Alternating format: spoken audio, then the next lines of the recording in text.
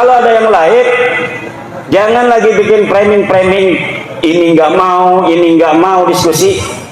Universitas mana yang mau menjadi tuan rumah untuk diskusi nasab saya dengan Rabita Alawiyah? Tepuk tangan. Siapkan segala sesuatu yang harus disiapkan untuk terjadinya diskusi nasab antara saya dan Rabita Alawiyah, dengan syarat tempatnya yaitu di kampus, dihadiri oleh para pakar sejarah, dihadiri oleh orang-orang pinter. Nggak usah ada pendukung saya, nggak usah ada pendukung Mbak Lawi.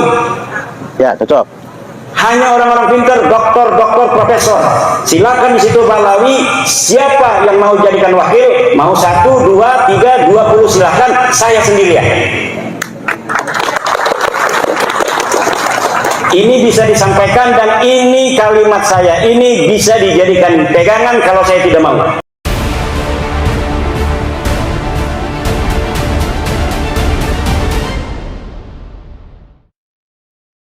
Framing lagi, ayo kita ajakan diskusi Kimat tidak pernah datang bagaimana? Ente yang gak mau datang, cuma ente bikin framing, aneh gak mau datang, begitu yang bener.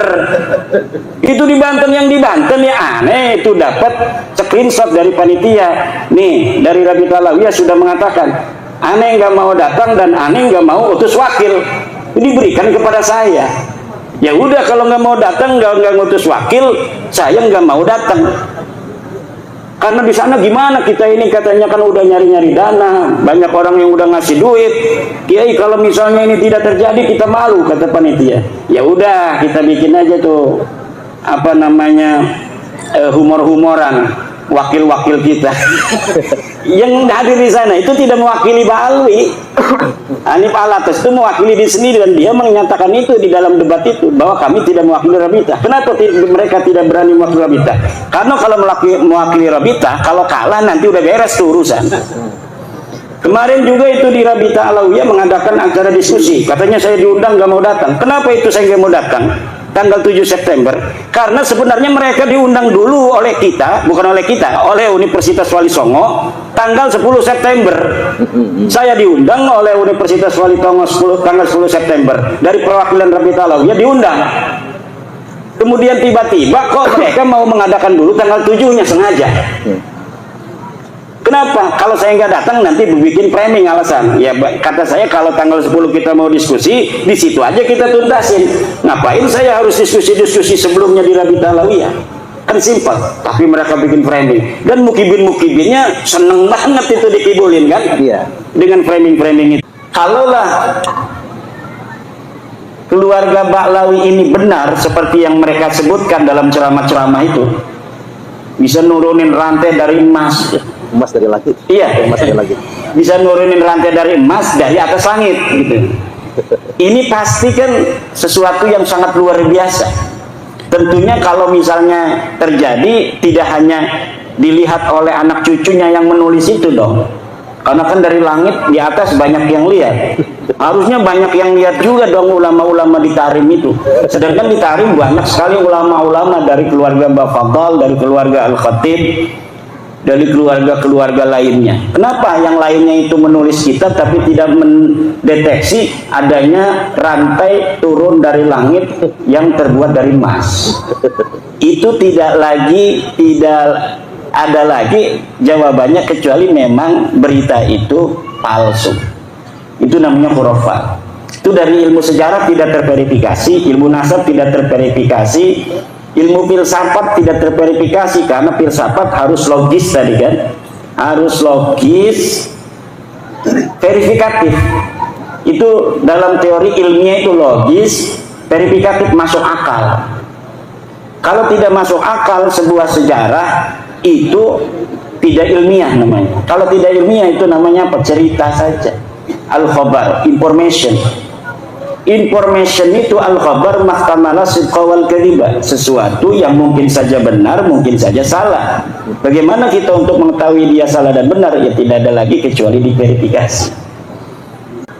Lamun wis sura istifadah ya wis sah. Sekarang kan sudah sura istifadah. Sura istifadah itu artinya populer, sampun viral. wis viral para Habibiki turunan Nabi kan. Itu sudah katanya, kata Hanif Alatas. Kalau surah sudah surah istifadah ya sudah katanya. Harus diterima sebagai turun Nabi. Tidak bisa bos. Pembodohan. Tidak bisa. Surah istifadah itu dalam ilmu nasab itu ada definisinya, ada syarat-syaratnya. Kata Ibnu Hajar Al-Asqalani mengatakan innan nasaba mimma yasbutu bil istifadati illa ayyasbuta ma yukhalifu. Nasab itu memang termasuk sesuatu yang bisa untuk ditetapkan dengan popularitas. Cukup populer saja bahwa Kiai Suparman anaknya Kiai Ahmad. Udah didengar di tengah masyarakat begitu ya sudah. Nggak usah diteliti-teliti siapa dukun yang menyaksikan lahirnya Kiai Suparman dari istrinya Kiai Ahmad. Nggak usah begitu. Tapi apabila sudah nyata ada bukti yang membantah, misal ternyata Kiai Suparman dari Kiai Ahmad ini hanyalah anak angkat, maka surah istifadah itu batal. Dalam kaidah ilmu nasab, idza wujidatir rif'atu batalatil istifadatu. Apabila kitab sudah ditemukan, maka istifadah itu batal. Nah sekarang kitabnya sudah ditemukan, As-Sajarah Al-Mubarakah. Anaknya hanya 3, Ahmad bin Isa, Muhammad, Ali dan Husain. Teu aya putra anu ngaranna Ubed, teu aya putra anu ngaranna Ubedillah, teu aya putra anu ngaranna Abdullah. Nah kalau sudah begini berarti surah istifadah itu batal. Katanya kan sudah ada di dalam kitab nasab abad 10, yaitu kitab nasab yang pertama kali mencatat Ba'lawi sebagai turunan Nabi itu adanya di abad 10 Pak. Jadi orang yang diakunya ada di abad keempat, Ahmad bin Isa 345 Hijriah, baru ditulis 651 tahun kemudian. Jadi orangnya itu ada di abad keempat, baru dicatat punya anak namanya Ubed ini tahun 996 Hijriah, 651 tahun dalam sebuah kitab yang namanya Tuhfatul Talib. Nah, sebuah kitab, walaupun kitab nasab, kalau kitab nasab ini adalah termasuk kitab nasab hadisah, ini tidak bisa mengisbat orang-orang yang qadimah. La yumkinunal hadisu anin nasabil qadimi binaan ala ma warada fil kutubil hadisah. Kata ahli nasab itu dalam kitab Usulu Ilmil Ansab, bahwa la yumkinunal hadis, kita tidak mungkin berbicara anin nasabil qadim, tentang nasab yang sudah jauh di abad keempat, binaan berdasarkan alama waroda fil kutubil hadisah, dengan berdasarkan kitab-kitab yang ada di tahun-tahun yang baru seperti 900 Hijriah, abad 9 Hijriah. Tidak bisa. Kata Hanif Alatas, kitabnya ada 140 kitab. Kitab apa itu? Kitab sejarah atau kitab tasawuf. Kitab nasabnya cuma Tuhfatul Talib, kemudian Tuhfatul Azhar, dan kitab Samsul Zahirah. Itu pun ditulis oleh mereka sendiri, Samsul Zahirah. Sedangkan kitab itu mulai adanya sejak abad ke-10 sampai sekarang. Abad 9 sampai abad di mana Ahmad bin Isa itu ada, tidak ada yang menyebutkan Ahmad bin Isa punya anak namanya Ubed. Maka ini secara ilmu nasab batilun maudu'un mardudun munqati'un.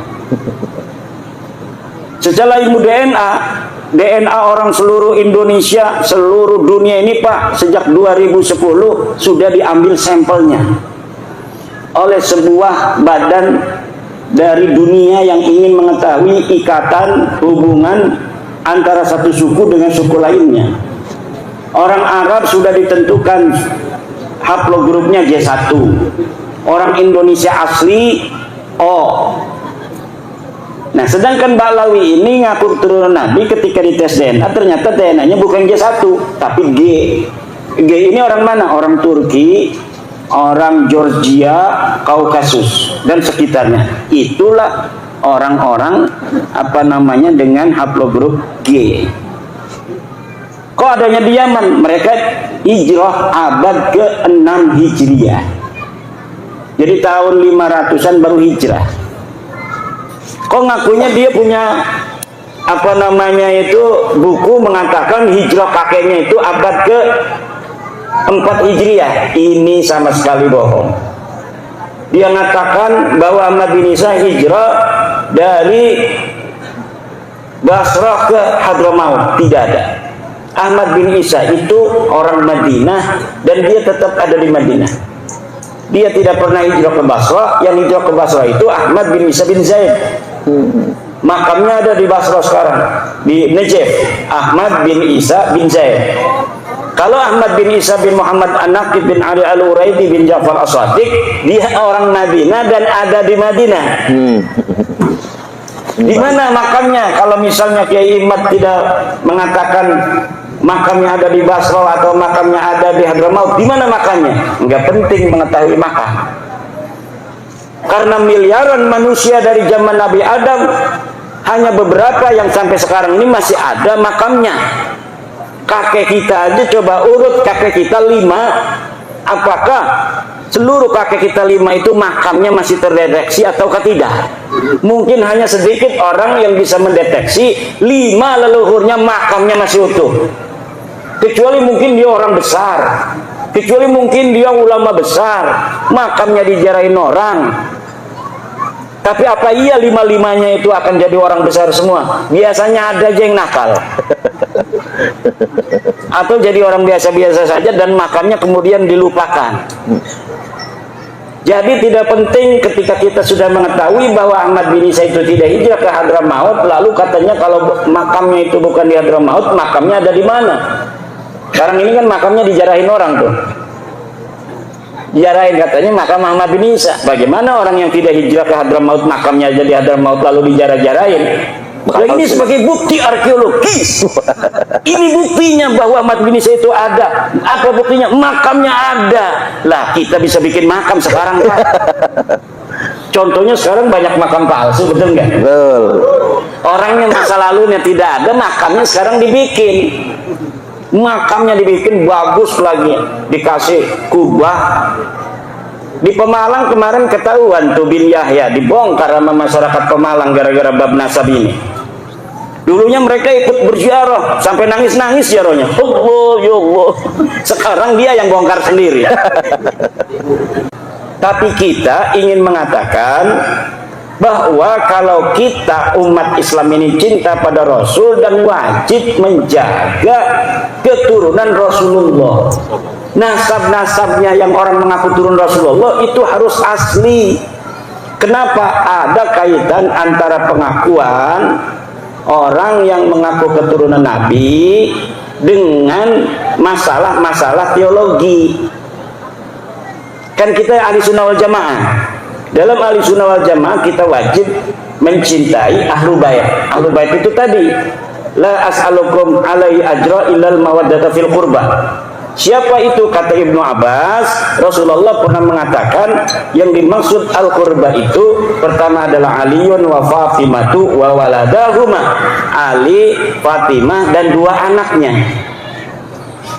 Selain ahli bait yang 5 ini termasuk baginda Nabi, keturunannya pun dalam tradisi, bukan dalam ajaran, dalam tradisi ahli sunnah wal jamaah ini mendapatkan tempat. Kenapa saya bilang itu dalam tradisi bukan dalam ajaran? Karena tidak ada satu dalil pun yang kuat yang menyatakan kewajiban kita untuk mencintai keturunan Nabi itu tidak ada. Kalau mencintai ahli bait ini yang tadi itu Fatimah, Ali, siapa, Hasan, Husain, itu ada dalilnya tadi. Pertanyaan dari Ibnu Abbas, wa man qarabatukal ladina wajabat alaina mahabbatuhum. Siapa kerabatmu ya Rasulullah yang wajib kami cintai? Kan wajib tuh. Itu dilalatan sorihatan, wajib mencintai mereka. Siapa? Dijawab oleh Nabi, Aliun wa Fatimatu wa waladahuma. Ali, Fatimah dan 2 anaknya. Kalau keturunannya tidak ada dalil yang sharih yang menyatakan bahwa kita wajib sebagai umat Islam untuk mencintai turunan Nabi, tidak ada. Tapi walaupun tidak ada, di dalam tradisi kita memiliki perhatian khusus, kecenderungan khusus untuk mencintai keturunan Nabi. Akhirnya kecenderungan mencintai keturunan Nabi ini dimanfaatkan oleh orang-orang yang mengaku keturunan Nabi. Maka bapak-bapak, ibu-ibu, sampai sekarang ini seluruh dalil-dalil saya yang saya sampaikan tentang keterputusan nasab mereka itu belum bisa dijawab, baik di dalam bahasa Arab maupun dalam bahasa Indonesia. Dalam bahasa Arab saya sudah mengarang Al-Mawahib Al-Laduniyah fi Qita'i Nasabi Ba'alawi ibn Ubaidillah. Kemudian saya juga mengarang kitab I'anatul Ahyar fi Jawab Syekh Abdullah Mukhtar. Ini ada seorang kiai, Syekh Abdullah Mukhtar, yang menjawab tesis saya dengan bahasa Arab. Kemudian saya tulis jawaban-jawabannya dalam kitab I'anatul Ahyar fi Jawab Syekh Abdullah Mukhtar. Kemudian saya juga mengarang kitab Al-Ma'arif Ar-Rabbaniyah fi Hifdhin Nutfati An-Nabawiyah. Ini adalah jawaban untuk Kiai Qurtubi dari Lebak. Dia bikin kitab namanya kitab Ihya'ul Mauta, menghidupkan orang-orang mati. Itu Fakih Muqaddamah gitu.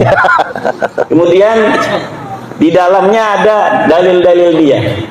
Saya jawab semua dalilnya dalam kitab Al-Ma'arif Ar-Rabbaniyah fi Hifdhin Nutfah An-Nabawiyah.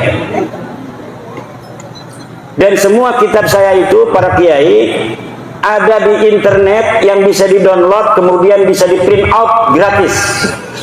Siapa saja yang masih memiliki keraguan terhadap apakah Ba'alawi ini cucu Nabi atau bukan, itu bisa melihat dalil-dalil saya. Dan apabila ada yang mau membantah, dipersilahkan untuk membuat kajian yang sama dan kemudian dituangkan di dalam sebuah kitab atau sebuah buku, baik yang berbahasa Indonesia, yang berbahasa Arab. Itu kebanyakan saya langsung menanggapinya dengan tulisan. Yang membuat tulisan saya balas dengan tulisan. Ada dari Tarim, seorang Habib dari Tarim sudah mengirim sejak awal. Dia bikin kitab, kemudian saya jawab kitabnya. Ada dari Saudi Arabia, bikin kitab bantahan, sudah saya bantah. Kemudian dia tidak bantah lagi. Ada lagi dari Malaysia, bikin kitab, kemudian saya bantah, tidak bantah lagi dia. Namanya Al-Mahdani. Yang berbahasa Indonesia, Rumel Abbas. Kalau dia ini agak logis. Karena apa? Karena dia berusaha untuk mencari kitab-kitab abad ke-5 ke-6. Dia katanya mendapatkan, setelah saya teliti, ini kitab tulisannya aja abad ke-6, tetapi ternyata ditulisnya tahun 1960 Masehi. Baru 50 tahun. Jadi kitabnya saya sebut kitab palsu. Dari mana saya tahu palsunya itu? Ya, ada metodologinya kita untuk mengetahui sebuah manuskrip itu asli atau tidak. Kemudian apakah manuskrip itu betul-betul sesuai dengan yang diatribusikan namanya. Diatribusikan katanya ini adalah Abul Qasim An-Nafat, diatribusikan Sa'aduddin Al-Ghifari, diatribusikan Abil Hasan Al-Allal. Ternyata semuanya palsu. Dan saya sudah membuat, coba cari di internet manuskrip-manuskrip palsu Ba'alawi versi Rumel Abbas. Itu bisa di-download, bisa di-print out, bisa dipikirkan oleh bapak-bapak sendiri.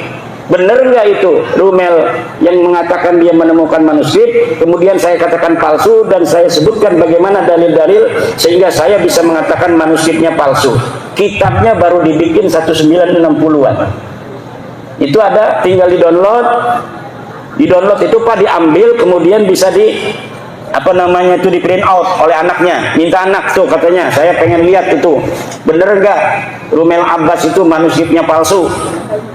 Coba downloadin, nanti Bapak akan melihat bagaimana bentuk manuskripnya, bagaimana jawaban saya. Dari situ bisa menilai mana yang benar, mana yang salah. Kemarin Hanifan Alatas bikin buku berjumlah 500 halaman.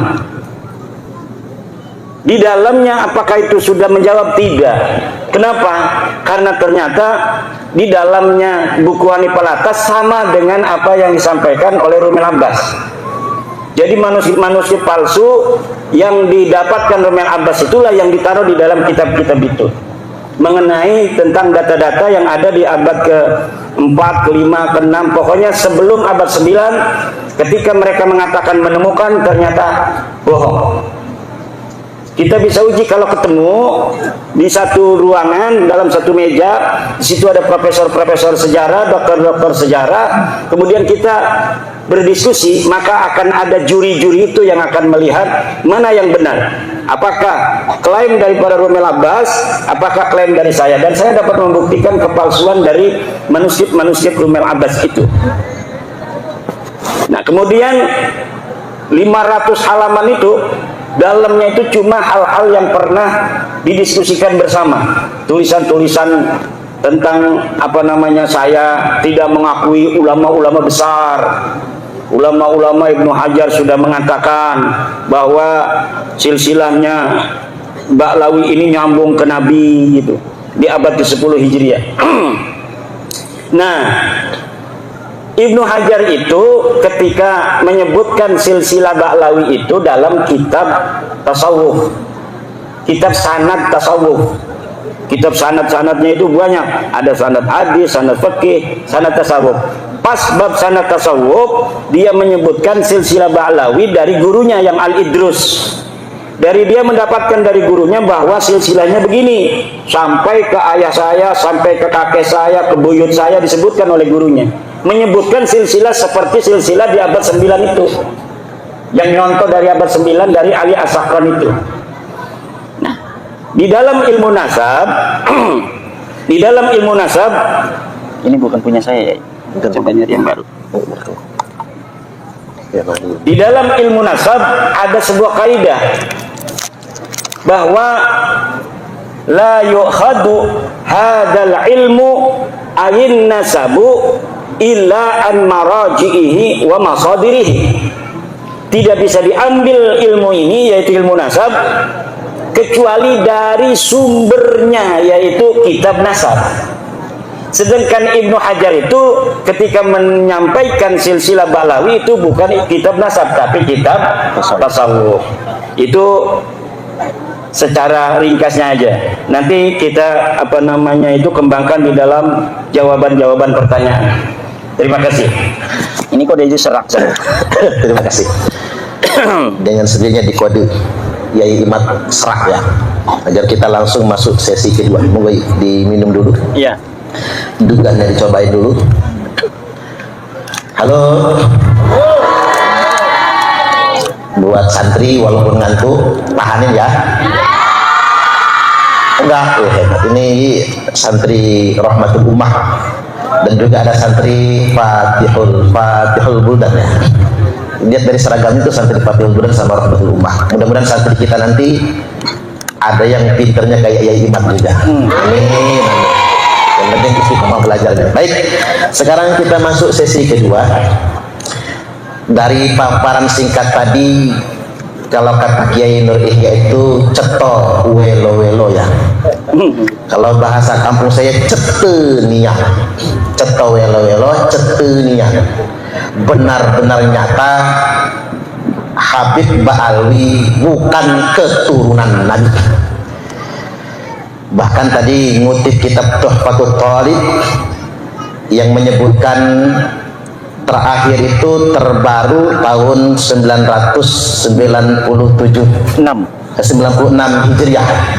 Berarti kalau dihitung dari tahun wafatnya Sayyid Ahmad bin Sayyid Isa, berarti ada 651 tahun. Iya.